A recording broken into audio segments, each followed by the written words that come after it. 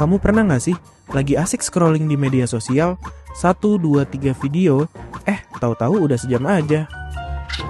Selain itu, kok makin sering nonton, rasanya makin susah fokus dan gampang lupa ya?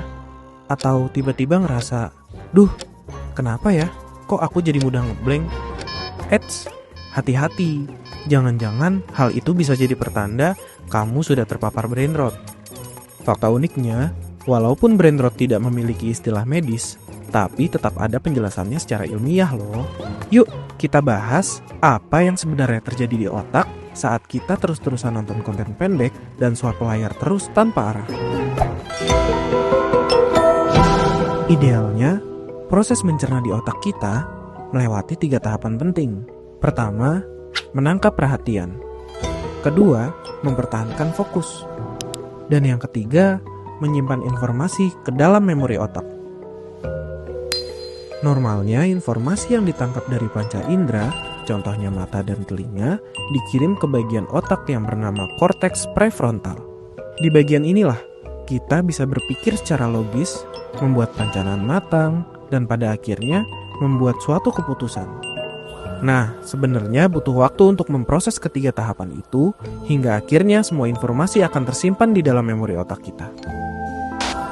Namun, apabila kita terlalu sering menonton konten-konten pendek dan menggulir layar terus tanpa arah, proses ideal ini tidak akan pernah terjadi. Ini karena bagian korteks prefrontal belum sempat menganalisis informasi secara mendalam. Justru amigdala, atau bagian penting dari otak yang memainkan peran penting dalam mengatur emosi. Berdasarkan rangsangan emosi, organ otak ini yang bisa jadi mengirim sinyal respons, ini gak seru, skip aja. Atau, kalau ini ngebosenin, next. Amigdala yang sesungguhnya lebih berfungsi sebagai pusat pemrosesan utama emosi bakal terlalu lebih dominan dan lama-kelamaan dapat membuat otak kita terbiasa mengandalkan emosi atau perasaan aja, bukan penelaahan kontekstual sebagaimana mestinya. Nah, jika hal ini terus terjadi setiap saat, yang terjadi hanyalah informasi dangkal yang terus menumpuk, tapi nggak ada satupun yang betul-betul masuk ke dalam ingatan. Akhirnya, otak pun menjadi lelah. Hasilnya, kemampuan fokus otak semakin pendek, perilaku yang gampang terdistraksi, susahnya berpikir logis, bahkan ujungnya bisa mengalami yang namanya brain rot, atau penurunan fungsi kognitif otak. Terus apa sih bahaya jika sudah terpapar brain rot? Jangan anggap enteng. Kalau ini dibiarkan, kita bisa saja jadi individu yang sulit berpikir kritis, punya kontrol emosi yang lemah, gagal membedakan fakta dan hoaks, bahkan punya gangguan dalam hubungan sosial. Tapi tenang, semuanya masih bisa dicegah kok.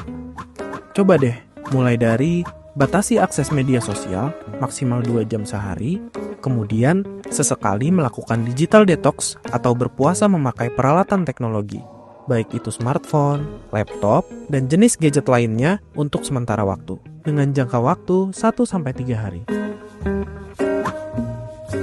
Hal penting lain, ganti waktu menatap layar kamu dengan membaca buku, berolahraga, atau berdiskusi secara langsung. Dan terakhir, terapkan waktu bebas gadget beberapa jam setiap hari, misalnya jam 6 sampai jam 9 malam, atau di waktu-waktu menjelang tidur. Nah, sekarang kamu tahu kan, kenapa kebiasaan menggulir layar terus-menerus itu bisa berbahaya buat otak? Jadi, masih mau terus scroll, skip, dan menggeser konten tanpa arah? Daripada terus dibombardir konten pendek, mending kamu luangkan waktu buat baca konten yang berkualitas. Yuk baca Kompas ID. Stop scroll tanpa arah, mulai hidup lebih sadar, jagalah otakmu karena brain rot itu nyata. Biar otak kita tercerahkan dan mampu berpikir kritis.